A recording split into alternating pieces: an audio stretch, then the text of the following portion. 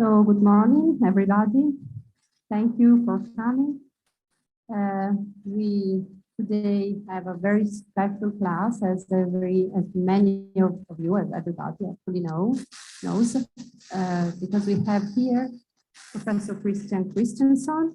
He's a deputy director of the Jubilee Centre for Culture and Virtues at the University of Birmingham. And he's one of the world top researchers on fields like moral psychology, virtue ethics, and moral development. And so today he gives us this class, this lesson on a very interesting topic on Phronesis, on practical wisdom.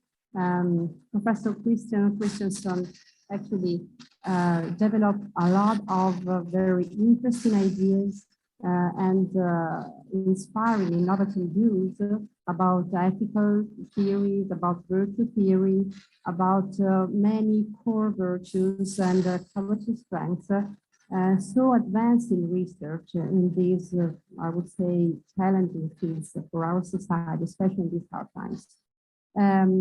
So I have also to give you greetings from our authorities, from our rector, that who couldn't be here but would have liked to. Well, I think that we can start. I don't want to take time to our guests. Just to remember, we will have about approximately 1 hour of talk and then some time for discussion. So you're all invited to take notes and ask questions when discussion will start. Kristján, thank you very much. You're welcome, and the floor is yours. Thank you, Claudia. Well, I'm really happy to see all these students and members of staff here, and I'm delighted to be with you today in Rome. And special thanks to Professor Claudia Navarini for inviting me to give this presentation to you. So I want to say something first before I start the actual presentation about myself and my day job in Birmingham. So my background is in moral philosophy, and I worked in that area for quite a long time. But I got a bit fed up with how abstract and theoretical moral philosophy tends to be, because I'm a firm believer in Aristotle's principle that ethical theorizing is not about just knowing the good, but becoming good and helping others become good. So I was really fortunate when I was offered a job in 2012 at a new research center at the University of Birmingham, which is an interdisciplinary center where we have people from moral psychology, moral philosophy, moral education, sociology, and history, all working together on doing research into character strengths and virtues. And the Jubilee Centre in Birmingham is the largest center in the world dedicated to a study of these topics. And we do a lot of work. We are maybe most famous in the UK for our practical work with schools and universities. So we work a lot with primary and secondary schools in the UK to help them to design programs for their students for character development. But we also work with professionals. We help university professors design professional ethics courses for medical students, nursing students, business ethics students, etc. And at the moment, I'm working with the British police to design continuing development courses for police officers on how to use practical wisdom of Phronesis when dealing with difficult situations in their work. But apart from all this practical work, we also do a lot of theoretical work, theoretical studies and model development, instrument development as well. And it's more the theoretical aspect that I will be discussing with you today, although I'm quite happy to answer any questions you might have later about sort of the more practical side of things. So I know that some of you have already read one of my articles on Phronesis and maybe studied Phronesis in your classes as well. Others don't have much background. So I will try to make this as elementary as I possibly can at the beginning. I will sort of begin at the beginning with very simple and elementary things. Those of you who know all the basics can just sort of have a nap for 5 minutes while I go through the initial things, but then I will try to make this slightly more advanced as we proceed. So this is the way I try to explain Phronesis or practical wisdom to people who don't know anything about it. When I go to talk to police officers or medical doctors or medical students or nursing students or nurses, this is a kind of a metaphor I use. It's fairly simplistic and somewhat misleading, but still helpful as an explanation. So what I do is I explain to them that you can divide our virtues or character strengths into 4 main categories. And I often sort of liken them to the orchestra, the instrument groups in a big symphony orchestra. So you have a big symphony orchestra with different instrument groups. You get the trombone players and the violinists and etc. And in the same way, we have moral virtues like compassion and honesty. We've got intellectual virtues like open-mindedness and critical thinking. We've got civic virtues like service and civility. And we've got performance virtues like perseverance, resilience, grit, etc. But it's not enough to have really strong players, individual players, or even instrument groups in a symphony orchestra. It doesn't mean the orchestra will play harmoniously. They could just all be playing their own tunes, and there could be a lot of conflict. So what is needed for a good symphony orchestra is a conductor who stands on a pedestal above the orchestra and conducts the total sound coming from the players. And Phronesis, as a meta virtue, as a meta intellectual virtue, plays this role of the conductor of the whole orchestra. That's at least the sort of the Aristotelian take on things. And it's when I started to talk about Phronesis, nobody really understood the concept. So I tried to use words like practical wisdom or good sense or practical judgment or good reasoning. But nowadays, at least in the UK, Phronesis has become kind of a household name. It's often used, for example, in relation to discussions about the recent scandals in the British police. So it's not as necessary for me anymore to use these sort of various other translations. So most people are becoming familiar with the word Phronesis. So the first philosopher to write systematically about this role of Phronesis as an intellectual meta virtue was obviously Aristotle. And you could say that all writings about Phronesis, especially in philosophy, but also in psychology, in some way go back to Aristotle. So I will be sort of drawing a lot on his writings in this presentation. And like I said, he thought of Phronesis as an intellectual meta virtue, which served a certain purpose in adjudicating and deliberating about the moral virtues. So he thought that Phronesis fed on certain character traits cultivated in the young through habituation. So your parents, your grandparents, your teachers at primary school, they help you to develop certain traits like compassion and honesty, but maybe without much critical thinking. But then when you become teenagers, young adults, then Aristotle said, you really need to revise all these traits, because if you just continue to be honest and compassionate because you want to model your grandmother or your father or your teacher, and you don't think about why I want to be a person of this kind, then you're just like a puppet on a string. And this doesn't have any moral value anymore. It only has moral value if you have thought to yourself, do I really want to be this kind of person and why? And taken a decision to be a certain kind of person. Unfortunately, Aristotle doesn't tell us when this takes place.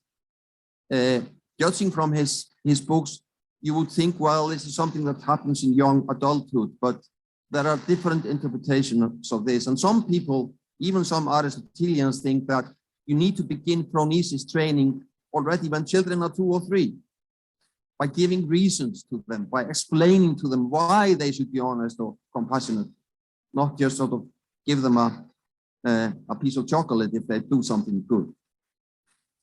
So the core function of phronesis is to assess the relative weight of competing values, courses of action and emotion with respect to flourishing or eudaimonia, this vision we have of what kind of a life we want to lead overall and what kind of life we want society to lead overall.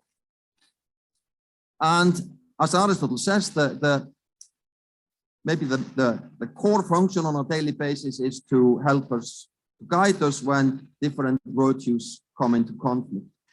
Because actually for good people like you who are studying psychology at the university, well, one would presume that most of you have got quite an abundance of moral virtues already and performance virtues and so on.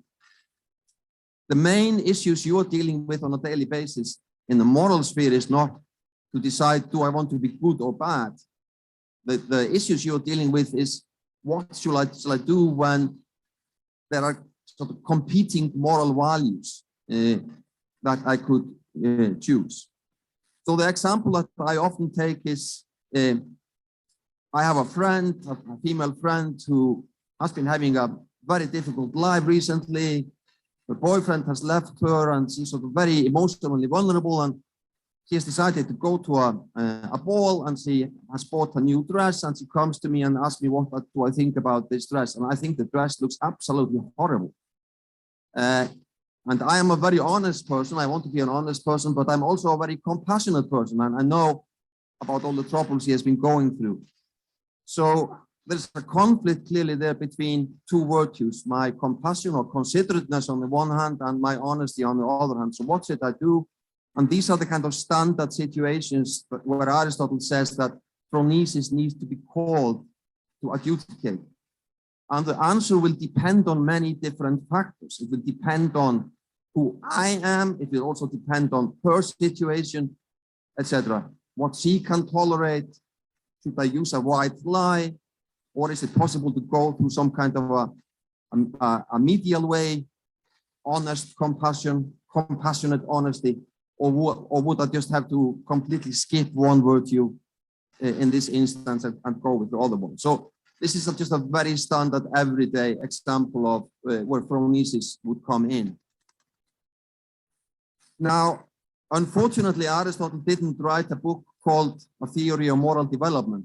And it's really difficult to elicit from his works any clear theory like you would expect. I mean, I guess most of you are familiar with standard theories of moral development, like the Kohlbergian theory, for example. It's very difficult to find in Aristotle a similar theory, especially a similar states theory of moral development. So what I would try to do is to sort of fish out of his writings certain trajectories that he thinks most people go through. And I'm not going to spend a lot of time on this. I would actually take most of this class, and I think I've got better things to do. But just this sort of gives you an indication of what I think Aristotle's theory of moral development would look like in broad outline. So just to explain it very, very simply, he's not really talking about children brought up in really bad habits. Unfortunately, he doesn't give them much of a hope. So children brought up in dysfunctional families or not having any love from their caregivers, he basically seems to think that they will never reach the level of virtue. In that sense, he's fairly pessimistic. He is in a way a kind of an early childhood determinist. He thinks that you need to have some minimal kind of love and affection and good upbringing in order to have any chance of becoming a virtuous person. But there are different levels. Those who are most fortunate, they can follow the upward trajectory, what I call plan A. Those are the kids who have really have really kind and nice parents and are fortunate with their school, their teachers, their peers, friends, siblings, etc. So they move sort of gradually through being habituated into the virtues. Virtues are caught from this kind of peaceful and fortunate and positive environment, and they get taught as well by their parents and teachers and friends, and they internalize these habits. And then when they become teenagers, in addition to virtues being caught and taught, they are also sought by themselves. They start to seek the virtues themselves. They want to be moral persons, and they think, what can I do to be able to actualize that? So this is sort of similar to somebody in the field of nutritional science who always eats his or her broccoli and greens, not because they have to force themselves to eat it, because they like it.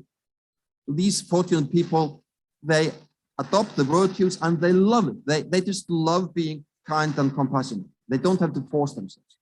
The lower trajectory is for those who are slightly less fortunate, whose parents are not quite as good as bringing them up, who don't go to quite as good schools, who don't have quite as good friends, but still sort of have an inkling of what the good thing is, what they want to be good, but they have a tough time sort of internalizing it. So they go through certain stages, lack of self-regulation. They want to be good, but they fail to temptations.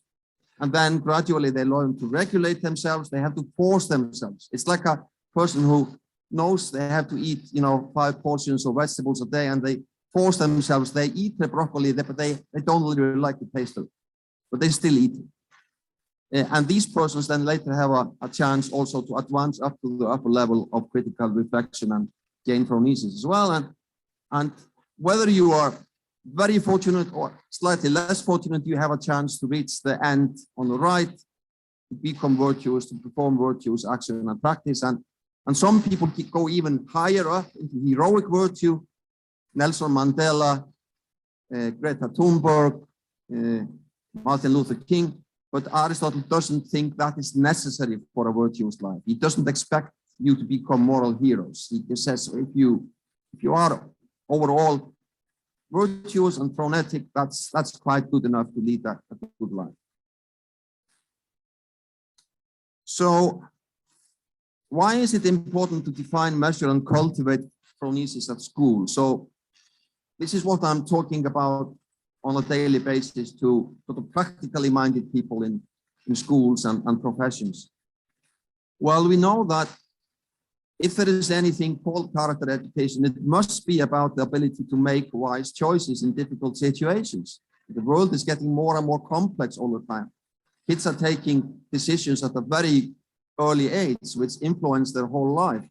They leave a footprint on Instagram, for example, when they're maybe just 12 or 13, that can sort of follow them through life. So I don't think it's possible just to say, well, let's postpone critical thinking and phronesis until university level or until you start to train as a doctor or a nurse or a policeman.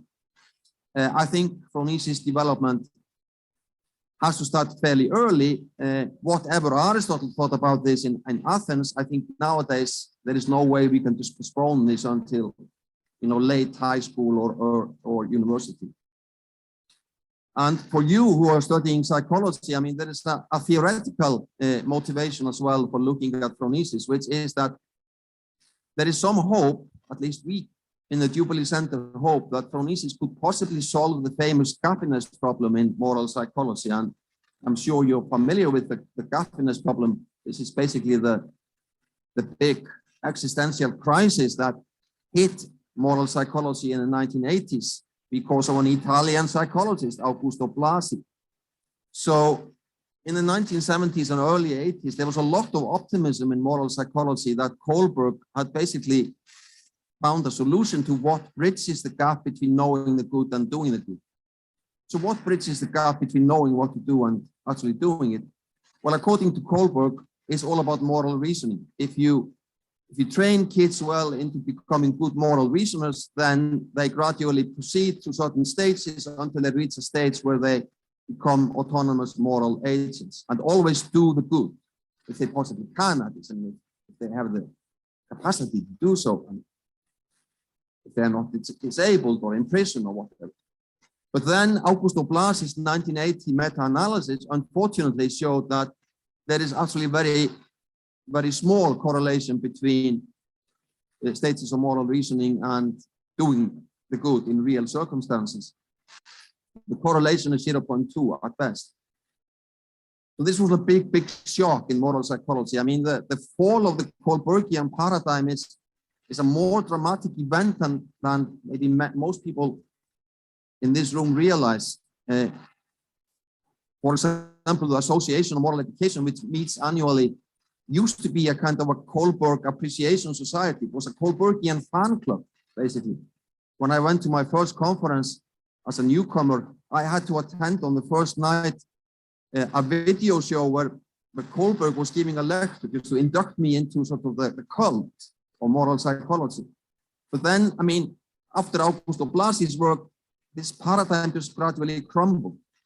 And we are still in this kind of state of existential crisis in moral psychology because we don't really know what bridges this gap. And there are two main sort of hypotheses which have been advanced in the last 20, 30 years. One is that what bridges the gap is young people's moral identity formation. So it's not about just reasoning, it's about a decision you take when you're, say, 13, 14, 15, 16, about what kind of a person do I really want to be? Do I want to be a moral person or not? And then you steer your action to conform to this vision of who you want to be. And again, this does predict moral action to a certain extent, but again, you just don't advance beyond this magic number of 0.2 correlation. Again, 20% of moral action can be explained through moral identity formation, but not more. And then there are people like Hoffman and others who say, well, identity is too rational.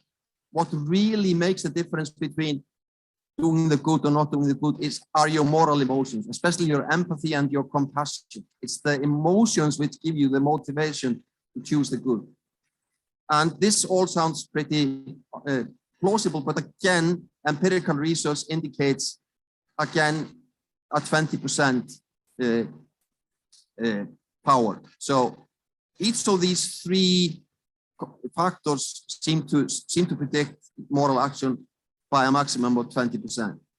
So how can are there any explanations that can go beyond that? So one of the hopes that we have is that maybe phronesis, this was Aristotle's view, maybe it's phronesis, which sort of combines and synergizes these components and adds sort of incremental value to them.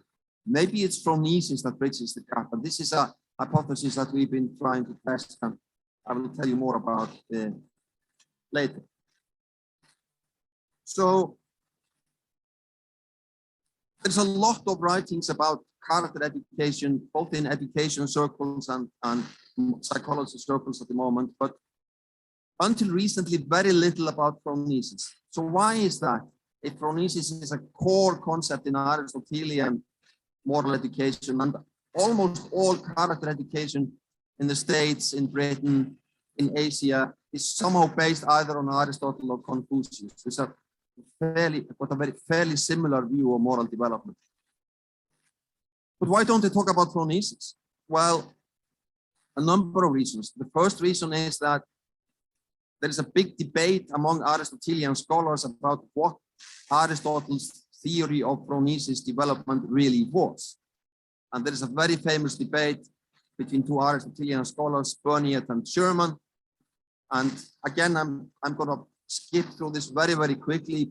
In a nutshell, the difference is that Berniet thinks that Aristotle believed phronesis development does not start at all until teenagehood. There is no way you can, help a 7 or 8-year-old child develop critical thinking. You just have to sort of cultivate virtues in them behavioristically, basically. It's not until you reach a certain level of development, which is not reached in most kids until maybe 13, 14, 15, 16, that you can talk about phronesis. Whereas Nancy Sherman believes that the Aristotelian view is that parents should immediately, when a child can speak, start to give moral reasons. Even if the child doesn't understand the moral reasons, the child gets used to there being reasons given for any action. The problem with the Bernier view is that it becomes a bit mysterious why a teenager should suddenly one day gain this ability to reason about what to do if he or she has had no training or education in this before. It becomes like a bit like one of my German friends I used to know at university who once said to me, let's plan to do something spontaneous tonight. So it's a bit paradoxical. I mean, how can you suddenly, when you are a teenager, if you've just been habituated sort of mindlessly and behavioristically into doing the good, suddenly develop this ability to start to reason about why I should do it. The second reason why so little was written about phronesis until recently is that most people working in character education are writing teaching materials for younger kids. It's so much easier. We know a lot of interventions, both from character education and positive psychology, that really work well with young kids, 7, 8, 9-year-olds. For example, simple gratitude exercises and so on. Asking kids to write gratitude letters to their grandparents. And we can see results. We can see that they score higher on, well-being measures and so on afterwards, after maybe a 6-week intervention. So it's much easier to develop these sort of low-level interventions than to develop phronesis interventions.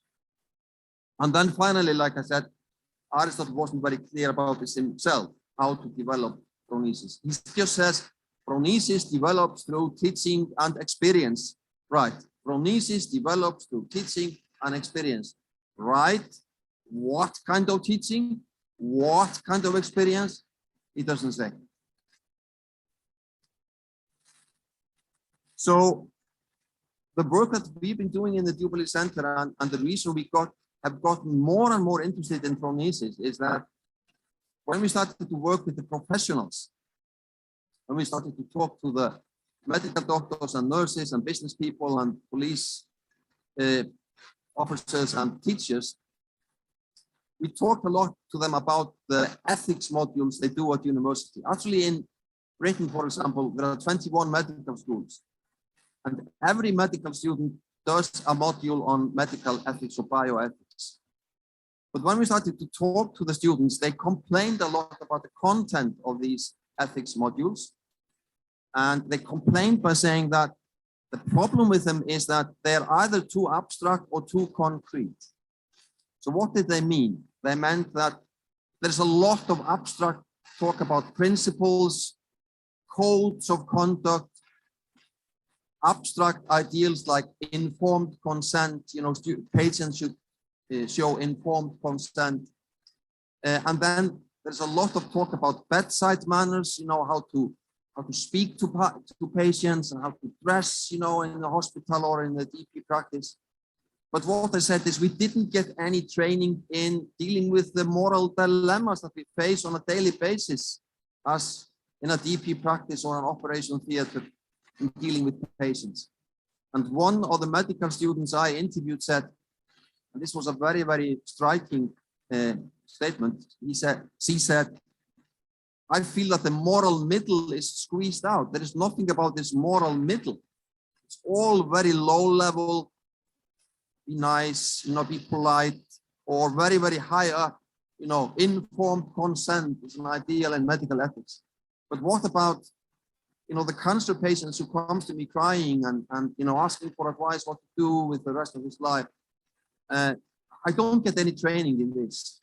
So what they were crying out for was basically phronesis. They wanted training in phronesis, and they wanted to get experienced doctors or experienced teachers or experienced nurses or experienced business people into these ethics modules to talk about the real issues, what they call the real moral issues that professionals deal with, which no code book can tell you how to solve. So the biggest growth industry in phronesis literature in the last 30 years has been in professional ethics. So you find, obviously, there is growing interest now in philosophy and in pure psychology as well, just in the last few years. And again, I will say more about that a bit later. But by far, the greatest number of articles and books about phronesis are about teaching ethics, medical ethics, nursing ethics, etc. The problem is that the concept that most of these books are talking about is not really the Aristotelian concept. So there are two other concepts of phronesis that are being discussed in academia at the moment, and this is very, very confusing, especially for new people who are entering the field. So everybody is talking about phronesis, but they don't mean the same thing. So I will be continuing just to talk about the Aristotelian standard concept, but I just want to sort of warn you that you might come across the other two concepts, and I just want to sort of help you to anticipate what these concepts are. Just sort of 1 minute on that. So the two concepts that most professional ethicists are talking about, one of them is a very postmodern concept. So it's, or kind of intuitionist concept. So what they mean by phronesis is some kind of an uncanny, mysterious ability that you sort of develop to, which has nothing to do with theory or knowledge or anything. You just find some kind of aha moment. You know, you are caught up in a difficult situation as a doctor or as a teacher, and you don't know what to do. And then suddenly it just comes to you in a flash if you are experienced enough. So this is just an intuition. There's no theory, nothing you can really learn from books about it, just some kind of a mysterious ability to find the right thing to do. So this is what some people call phronesis. But that's very un-Aristotelian, because Aristotle said that in order to become phronetic, you don't only need experience, you also need teaching and theory. So it's informed by theory. The other concept is a very, very broad concept of phronesis, which incorporates what Aristotle would call technical skills as well. So I have a PhD student who's a medical doctor who was writing about phronesis in medicine, and of course I wanted her to write about the Aristotelian phronesis in medicine, but she said, well, that's not really what doctors are most interested in. So she said, we in medicine, we use phronesis in a much broader sense. So for example, the issue she was interested in is if you're if you're an expert on cancer and you get this patient and you need to prescribe a mixture of different cancer drugs for the patient. There is no rule about this, what exact mixture to give. You have to think about this individual patient,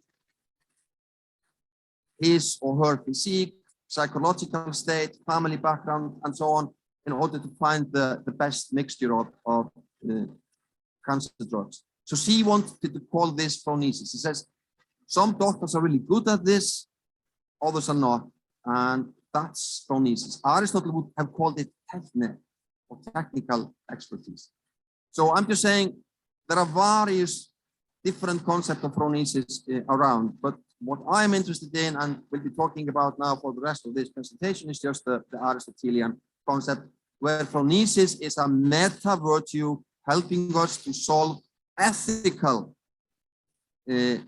dilemmas, ethical issues, ethical conflicts.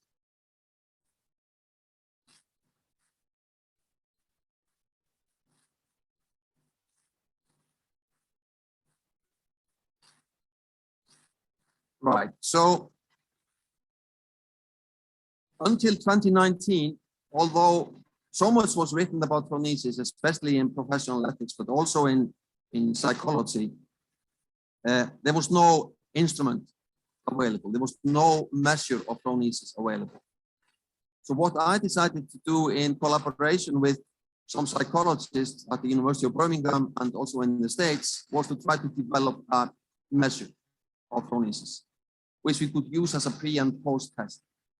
So like if we want to design an intervention for police officers, we need about phronesis, we need the pre and post test to see whether there's any progress made. I mean, this is an obvious observation for you in psychology.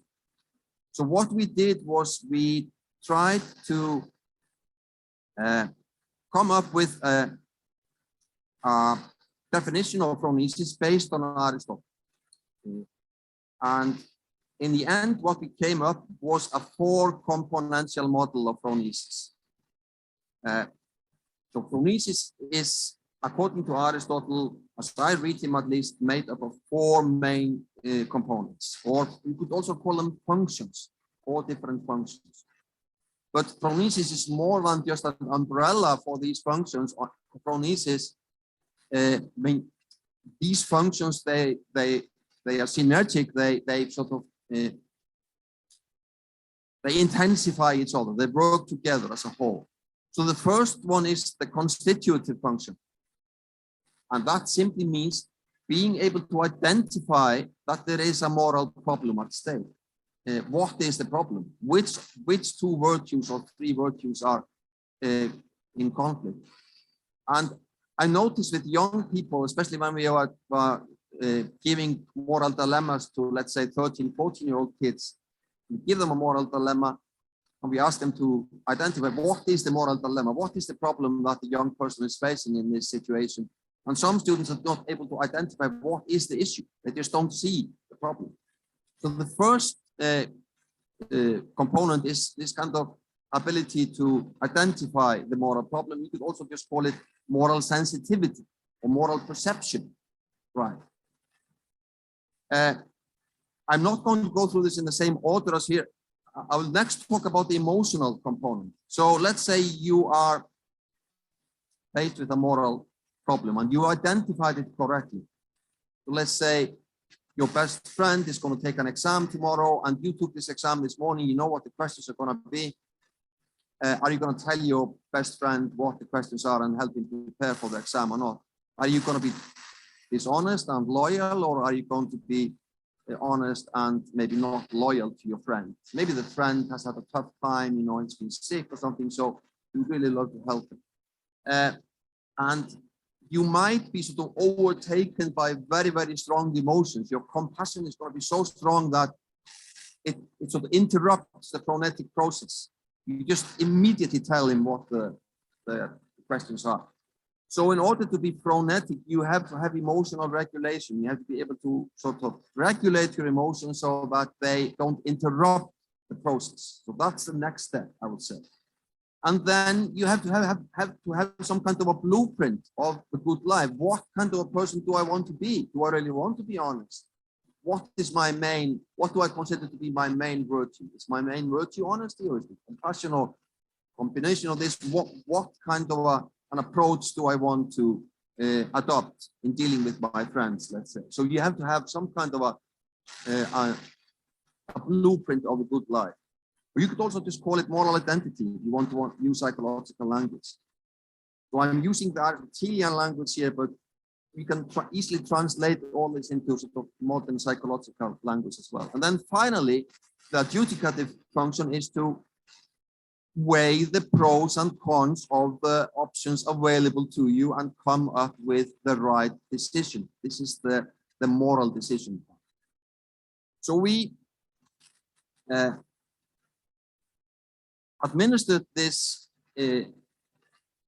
instrument to 16-year-old students at the secondary school, and also to 18-year-old students, first-year students at university. Now, as you will see, this picture is a bit strange because all the numbers are missing. And that's a very good reason for that. We are still writing up this paper and we want to keep all the numbers secret until the paper is out. But what I can tell you is that we were extremely fortunate in that the model that we were working with seemed to work.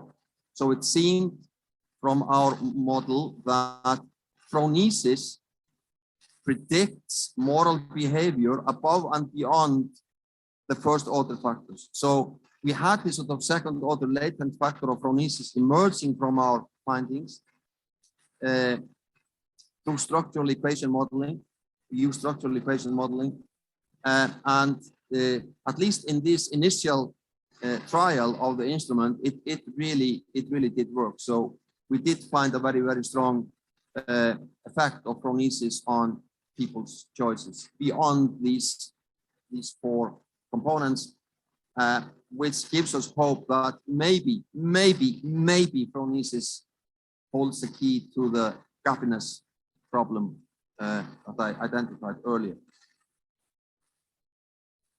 So yeah, so this is just another version of the model that we are working with at the moment. So that's where we put the sort of the psychological lingo into it. We talk about the blueprint as moral identity, and we talk about the constitutive function as moral sensitivity, and etc. So we're sort of trying to translate this into psychological language. So this is the model that we used for the paper in Review of General Psychology that some of you have seen or read, simply because psychologists are not familiar with the Aristotelian vocabulary. Although he's basically saying the same thing, just using different words for it.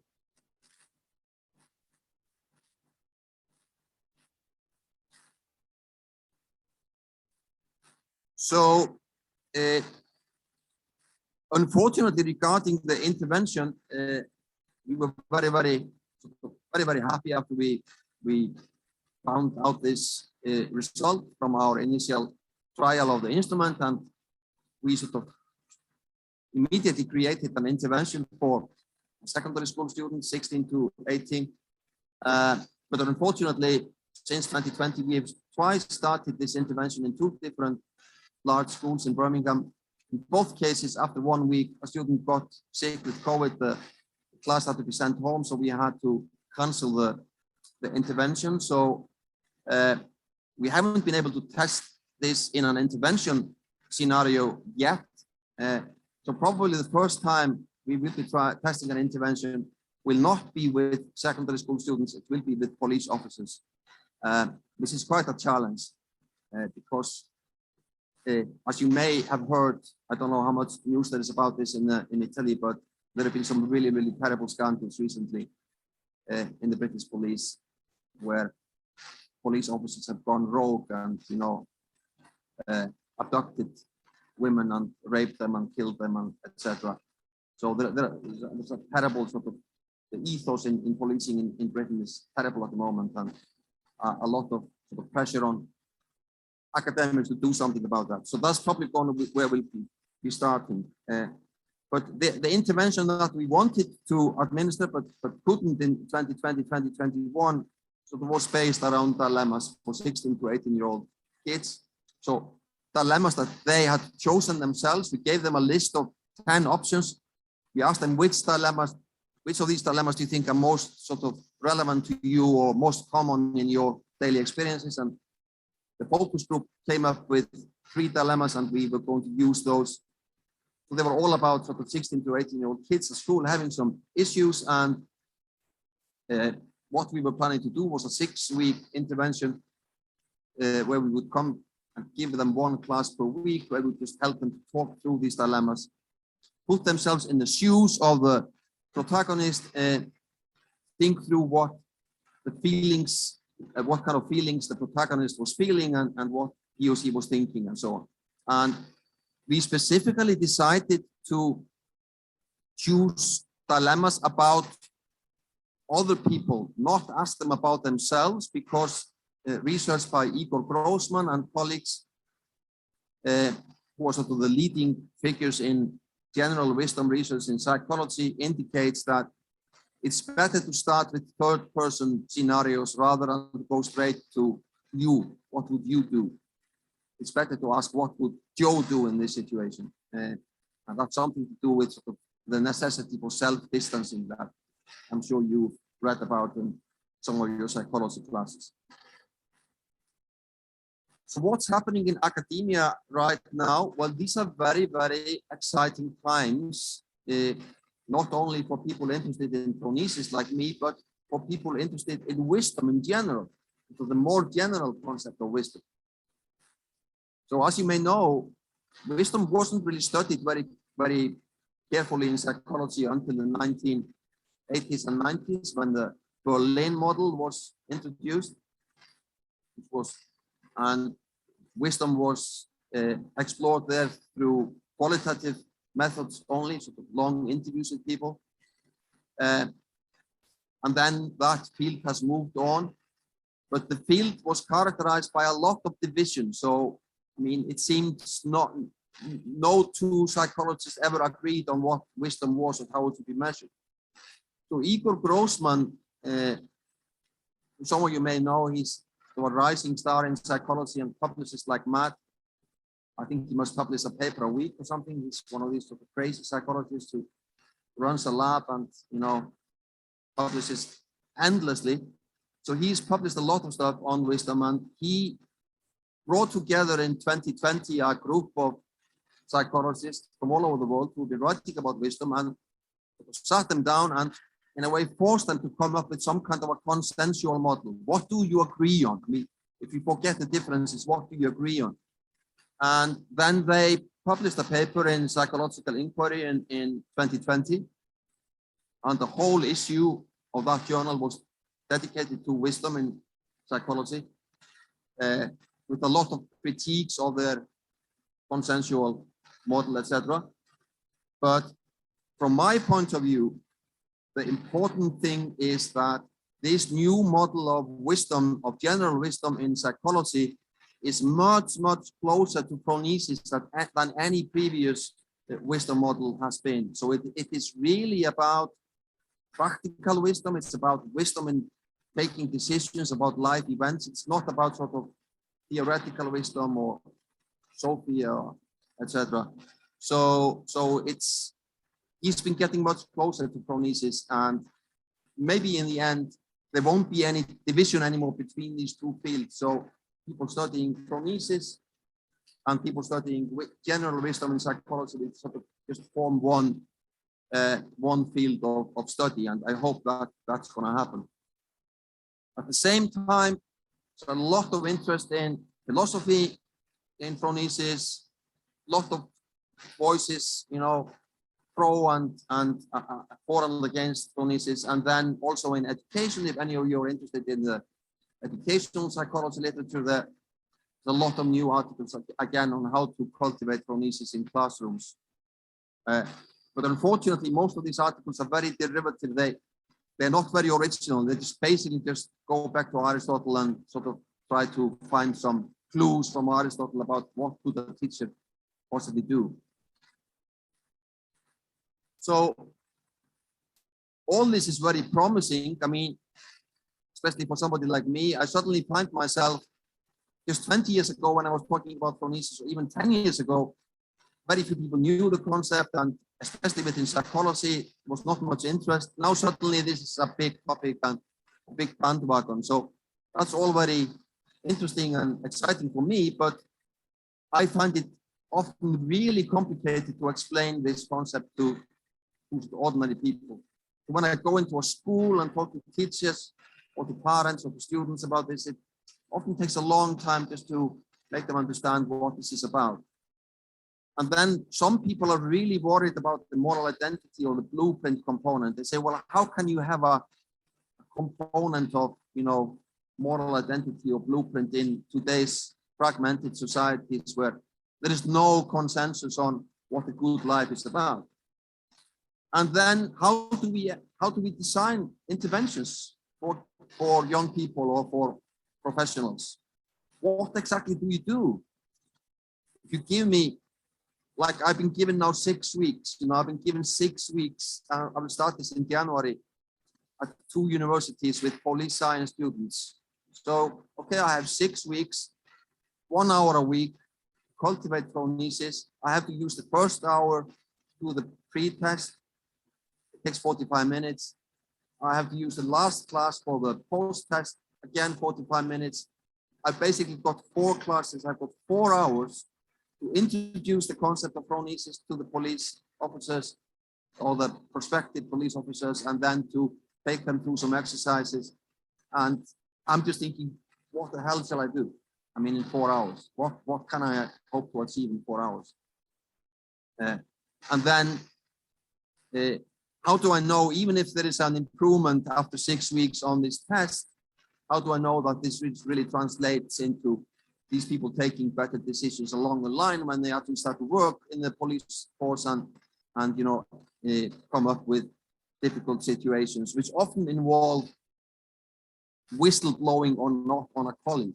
I mean, these are the most common dilemmas for police officers when they see that a colleague is doing something wrong.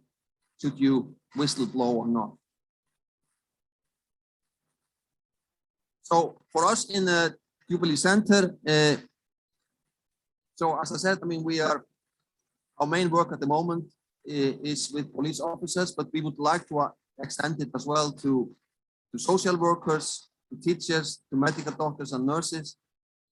And I am actually particularly interested in trying this with younger kids, because as I said earlier, I really don't think it's enough just to start to talk about critical thinking and moral decision making, you know, when you are 18 or 19 or starting a university degree. I think this has to start much earlier than that.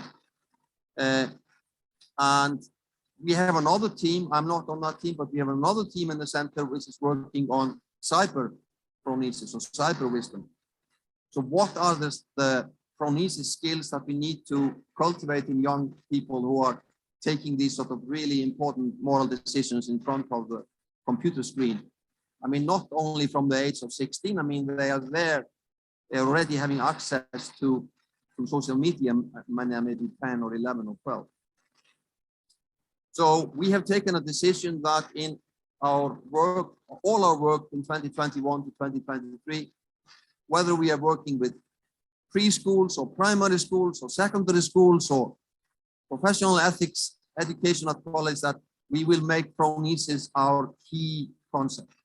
We will try as best we can to make that our key concept. Right, so in the final part of this presentation, I will just sort of go tiny bit into something which is slightly more advanced. So this is especially relevant for those of you who know all the basics but want to advance a bit further. Then there is a really exciting field of study which almost nobody is pursuing at the moment. So this is a task for some of you who will be pursuing a master's or a PhD degree in like organizational psychology.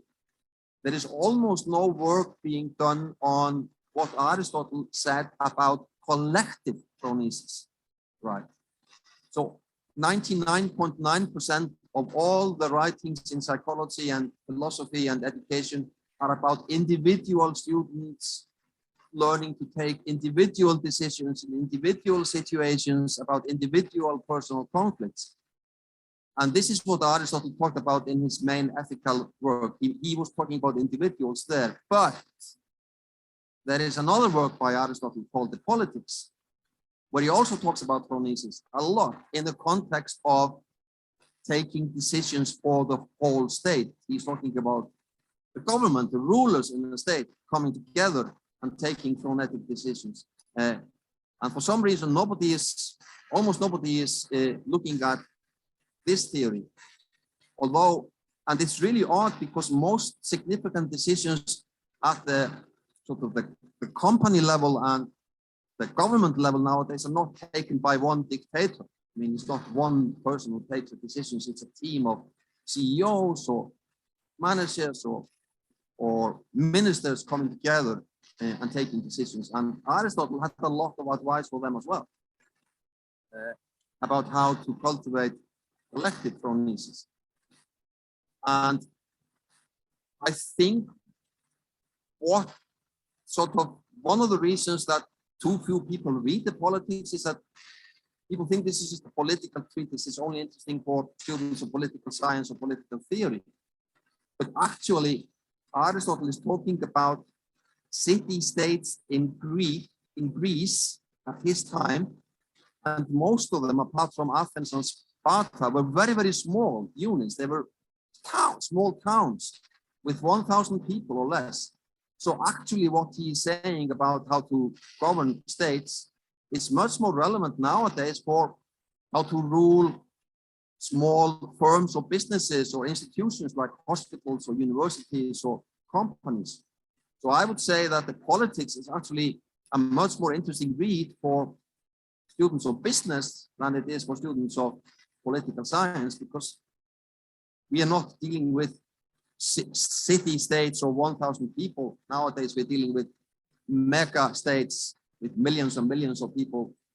And he doesn't really give much advice about that, but he's talking about these entities, how to rule a small entity well.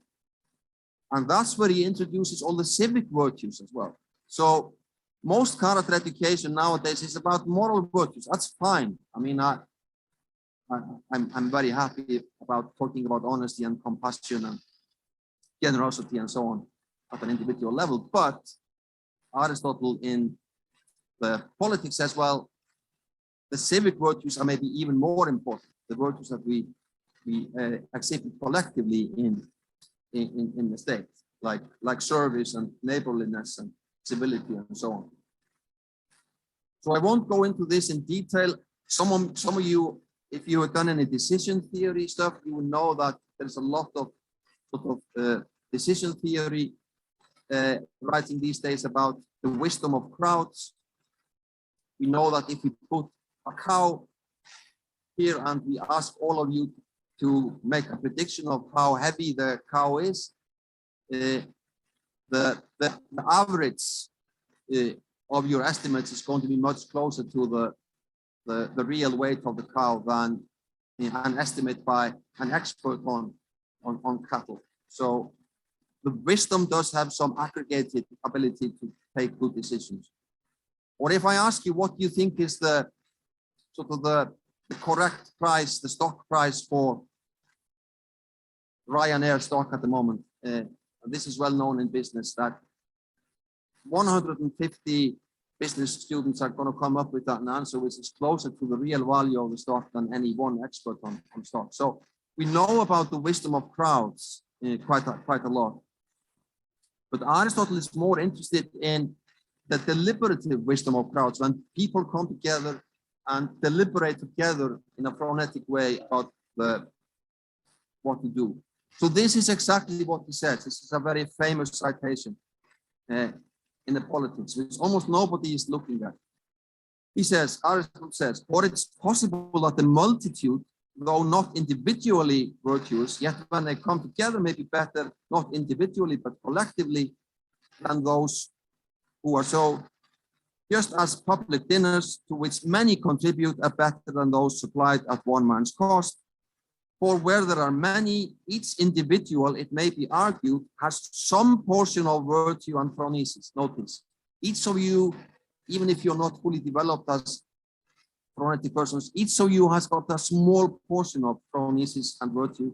And when they come together, just as the multitude becomes a single man with many feet and many hands and many senses, so also it becomes one personality as regards character and thought. And then in the politics, he expands on this idea.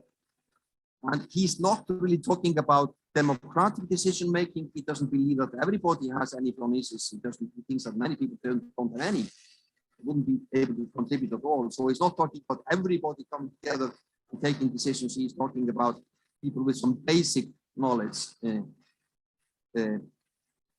coming together and adding their phronesis together.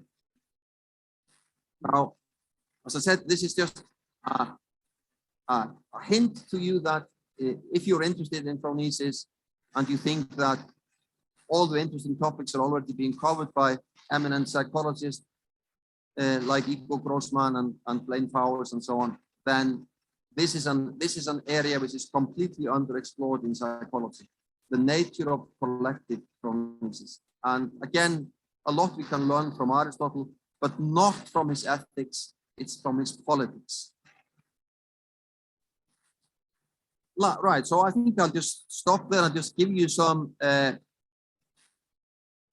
ideas about reading. So if you still feel that you haven't sort of really captured the basics of phronesis and you need more stories, you need more examples, then I strongly recommend the book by Schwartz. He's a very well-known psychologist and sharp, called Practical Wisdom, the right way to do the right thing. This is a book written for the public. It's not written for academics, but it's quite rich and it gives many examples of the poverty of ethical codes. No ethical code is really going to tell a professional what to do in tricky situations. You need phronesis.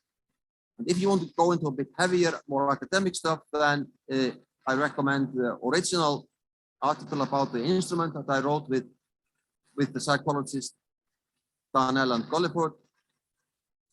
I also recommend the article about wisdom in psychology by Grossman. This attempt to create a common model. And then this is the third one, is the article that I think some of you have already read. And finally, just a few weeks or months ago, we had a new book published with a collection of really interesting chapters by philosophers, by psychologists about phronesis, a really good academic introduction to the debates about phronesis. And actually, Claudia has a chapter in there. And many other eminent people in this field. So this is a growing area of research, both in psychology and philosophy. And the exciting thing is there are so many questions that have either not even been formulated, let alone answered. So a lot of exciting work to do for people who are interested in this topic. Thank you.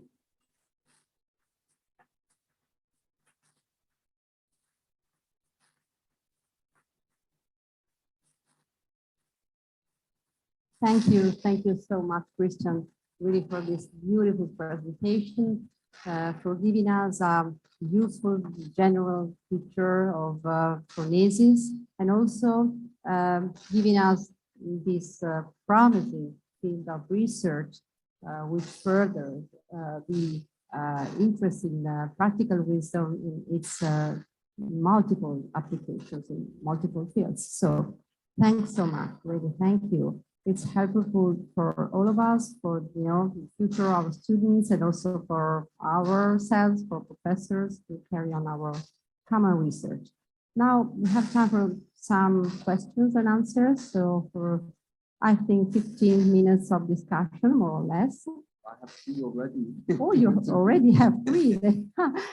I wanted to be first, but I think that they were faster than I am. So, okay, if you want to start from the questions that you already have received, we can. Afterwards, if I have time, I want to be the... I think you should use your prerogative as a chair to ask the first question. So go first, yeah. Well, you said during a presentation, in order to be phronetic, you have to be emotionally regulated. So my question is regards basically how you reach such regulation, or you restore it if you are dysregulated, whatever reason, of course. So can emotions be regulated directly? Is it a spontaneous process? Coming from moral education in general, or this balancing among them, among emotions, might be acquired or at least promoted by practical wisdom, by phronesis development? That's my question.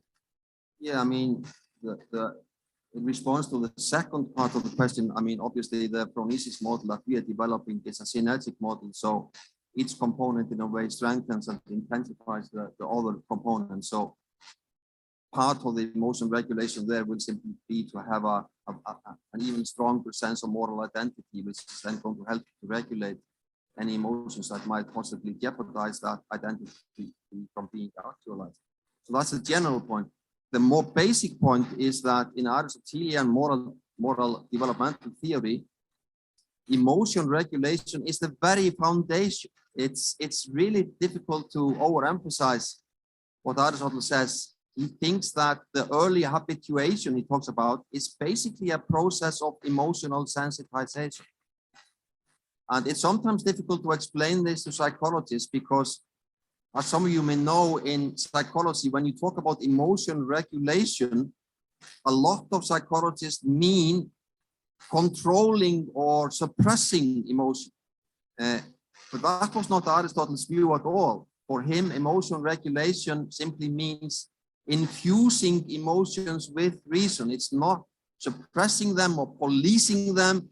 It's making them sort of part of your whole moral makeup. And he thinks that this has to take place, from early childhood.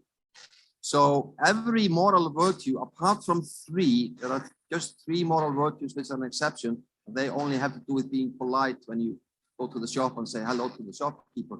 But apart from those, all the moral virtues in Aristotle's theory have a very, very strong emotional component to them. And it's that emotional component that has to be developed from a very, very early age. So it's this sensitization to feeling the right things at the right time in the right proportion, which is the basis of all of that. On the other hand, what Claudia is also referring to is, so what do you do later in life? I mean, if you've not gone through that process and you find yourself in a difficult situation and you're overcome with emotion, what can you do in that particular moment? And unfortunately, Aristotle is not all that helpful there because, as I said, he kind of takes it for granted that he's writing his works for people who have had sort of basic training in emotions, and they only need to sort of finesse, what they have. They only need to sort of make it a little bit more subtle and more sort of reason infused. But he doesn't really give us much advice for people who are just sort of, completely mixed up. Unfortunately, we have to look to other theorists to get advice on that. And obviously, we don't need to go back to Greece for that. We probably need to go back to some contemporary psychologists rather than Aristotle. Okay, thank you so much. So we can go on with the questions that you have already, and then I have another one here, and then, of course, please, could you please raise your hand so I know how many questions? One over there, two here, three, four. I think I got these three long questions from a group in the audience, and I think I'll just address one of them now. I don't want to spend all the time on these three, so I'll just address the last one, which is the shortest one as well. So they're asking, what about the Aristotelian intellectual virtue of Sophia or theoria, so intellectual wisdom? We haven't really spoken much about that. Doesn't that also figure in moral decision making? Well, that's a complicated issue. So Aristotle's Ethics is a very, very practical book. It's about sort of how to bring up young people well and how to educate them and how to cultivate the virtues and the moral virtues, how to cultivate phronesis. But then suddenly, out of the blue, in a way, in the 10th chapter, he says, well, all this is very important, but actually what really matters in the end, the most important high point of your life is if you can have enough free time and leisure just to leave all this everyday problems away and just focus on intellectual stimulation. Just, read wonderful books of literature or think about physics or God or whatever. So he does think that this intellectual virtue of Sophia is what you should be aiming for, but only if you have gone through the other process first. There is no shortcut to it. You can't just sort of, leave leave high school at the age of 16 and say, well, I've done that, and now I'm just going to move up into the mountains and, you know, become a yoga and just think about the universe. Aristotle wouldn't sanction that. He said, no, you have to go through the difficulties in life first. You have to develop phronesis, and you have to deal with all these difficult situations with friends and family. If you have managed that, and if you are fortunate enough to be able to retire early from your work, then yeah, listen to music, you know, go away from the world, you know, find a nice spot in the sun, and think about God and, you know, quantum physics or whatever. But that, and so Sophia is the supreme intellectual virtue, but it's not for you and me. It's for those people who have advanced further than at least I have at this point in time. Yeah, thank you. Why don't we collect the 4 questions, or would you prefer to answer one by one? So you can maybe, some of them could be maybe, you know, similar, and so you can maybe better answer together. So I think that, okay, there we have a mobile microphone, so we can start from over there in the back, because there was the first person raising her hand. Okay, we have the microphone. No. Okay, no need to. My hearing is not very good, so I would prefer if you use the please. microphone. Could you please? Okay. Thank you.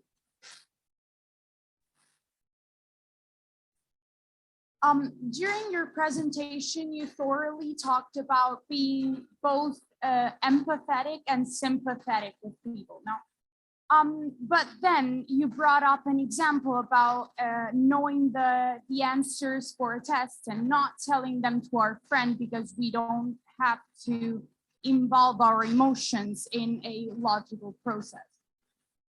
How can we be sympathetic without actually involving our emotions? I think that that's a pretty big dichotomy, because you can sympathize with someone without actually involving your emotions. That's your emotion is the base. Yeah, well, thank you. No, maybe I just didn't sort of formulate this clearly enough. So Aristotle doesn't really think that any moral decision can be taken without involving the emotions. And we think that moral decisions taken without the emotions are just bad moral decisions. So when he's talking about emotion regulation, he's not at all talking about sort of suppressing or not listening to emotions. He's talking about sort of feeling the right emotions at the right time in the right proportion. So he would say that both, I mean, sympathy, obviously, or compassion is an emotion. Honesty also includes emotions. I mean, it includes emotions of being sort of emotionally attached to truth-telling and etc. So in every situation we encounter, there are certain emotions involved in the virtues that come into conflict. And the basic idea for him is not at all to suppress those, but rather to find the right avenue for them. So no, he would completely agree with you that a person without emotions, I mean, Mr. Spock, you know, that kind of person is not really a moral agent. Okay, thank you very much. Thanks. I think then we have another question here. And then we have another one I missed. Okay, so I think we had first these 2 questions here, that side of the room, and then the 4th is Davides. Thank you. I'll teach you Georgia. Thanks. First, thank you for the presentation. I was wondering, after about 2 questions, if there's enough time, and I was wondering, when there are conflicting values like being punished or and I was quite curious, how do I know that what I did is the best thing for that specific situation? So how do I recognize my mistakes in order to learn from them? And this is the first question. The second one is, could you describe some examples of exercises that we can include into a workplace implementation? Right. Thank you. Yeah, so just regarding the second part of the question, So what we try to do when we go into workplaces like the police, we always, or medical ethics or whatever, we always create an expert panel of people who sort of have a long experience of working in the field, and we ask them to come up with a series of moral dilemmas that are common in the workplace, because obviously, I mean, I'm not an expert on what are the most common dilemmas facing a surgeon or facing a nurse, etc. So the really important thing about when we design the interventions is to create something that resonates with the people that we are dealing with. And this is why when we designed the intervention for the secondary school students, we formed a focus group of, as I said earlier, of students to tell us, I mean, what are the most common situations that you have to deal with and you find morally problematic regularly. So we have to, all interventions have to be created in collaboration with the people who are going to be the sort of the subjects of the intervention. The first question about how do we know that we have really taken the right decision? We never know. And this is why there is something that's sometimes called post-phronetic pain. And for those of you who have seen the film or read the book, Sophie's Choice, I do believe that Sophie took the right decision in the concentration camp. She had good reasons for taking the decision. She chose the boy over the girl, not randomly, but simply because she had to choose one of them and the other would die. And she chose the boy because she thought he would stand a better chance of surviving than the girl, because he was stronger physically. But even after taking that decision, she was tormented. I mean, her life was destroyed basically for having had to sacrifice one of her children, and she ended up committing suicide in the end. So you are never going to be sort of able to find complete peace after any difficult decision you take and say, well, this was the right decision, so now I don't have any regret, I don't have any repentance. I mean, this was the best thing I could do. But the only thing you can do to find peace with yourself was to say, there was no really perfect solution to this, but at least I tried to think this through as carefully as I possibly could, and I tried to do my best. Maybe I failed, but at least I tried to do my best. I mean, that's all you can hope for. Thanks. We have two questions and another question via Zoom. I think you can read it in the chat. I don't know, maybe it will take 5 minutes longer than we expected, but I think that the opportunity to listen to you is so high that I would actually employ this 5 minutes more. So next question, please. Keep it quick. I just wanted to ask a similar question. Identify if something is more or less from it also can be used the utilitarianism. Could you please say it again? I just didn't catch it. I just asked if to recognize if something it's more or less Phronesis, can we use the utilitarianism? Yeah, well, this is a really, really good question. So there are many purists, Aristotelian purists, who think that virtue ethics is completely different from utilitarianism, and you should never allow yourself to use cost-benefit analysis like utilitarians and economists do in moral decision making.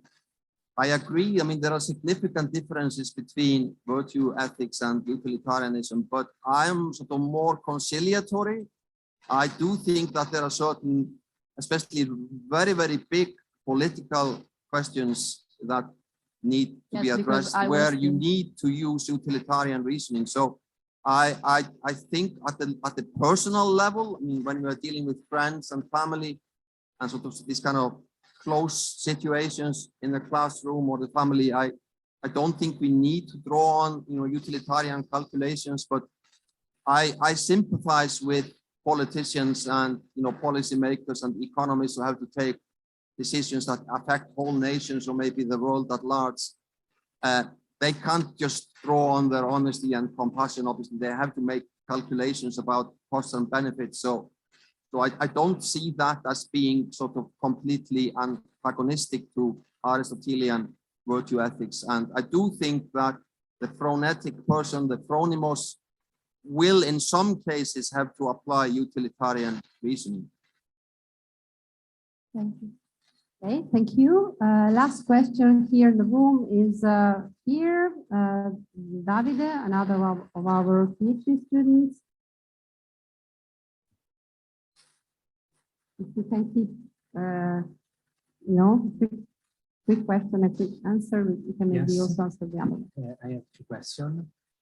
First one, can Phronesis be universally conceptualized, or it depends on historical and cultural situation or aspect? And the second one, is there a need when Phronesis can be developed more?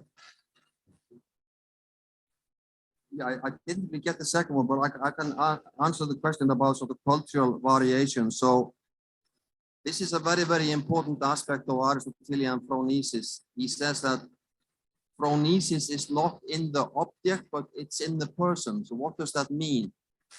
Well, he takes an example of two people going out for dinner. One is an Olympic athlete and the other is an office worker. And they are both phronetic, and they both want to be temperate in eating. But actually the Olympic athlete orders, 3 plates of steak, and the office workers orders, a small plate with fish. They're both being phronetic, but they are taking radically different decisions because of their different individual constitution. And he says the same applies to cultures. I mean, what counts as a truly phronetic decision in one situation, in one culture, may not count as such in another culture. This is not the same as moral relativism. He's not saying that anything goes and just what people happen to decide at some place is going to be the right thing. But he's just saying that phronesis is radically contextualized. It's based on perspective, it's based on the current situation, it's based on who you are, what the people involved are, etc. And just like the example I took at the beginning about my friend who bought the dress. I mean, if this person is strong and hasn't had any issues and is used to hearing me tell the truth, then I will just say to her without hesitation, I mean, this is a horrible dress. Go return it and wear something else for the ball. But on the other hand, if she is like weak or fragile or mentally vulnerable, then I would maybe not say that. And it's the same for cultural variation. So Aristotelian phronesis allows a lot of cultural variance, but it's not infinite, it's not random, it's not indiscriminate. Our very last question is this one. We can say about the dark side of practical wisdom. If you want to spend a couple of words also about this last question. Thank you.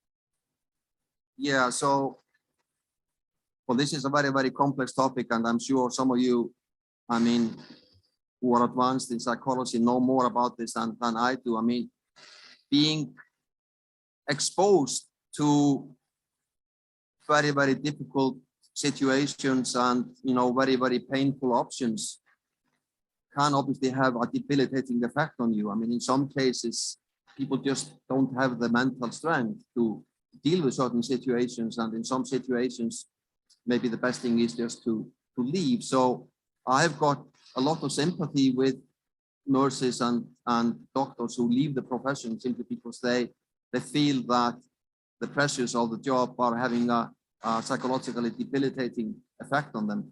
In some cases, you can't do that. I mean, if you're a parent and your kids come to you with a very, very difficult situation, you can't just say, well, this is too much for me to bear. I mean, I just can't think this through and I just give up on parenthood and leave. I mean, that's not what a good parent would do. But I would say that burnout is not necessarily a bad thing.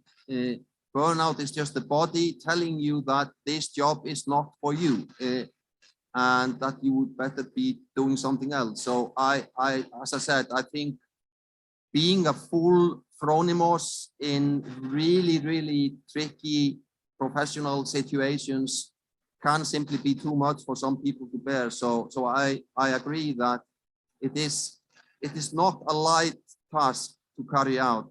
It carries with it a lot of responsibilities, and it is burdened. I mean, Phronesis in that sense is quite a burden. Life is never easy.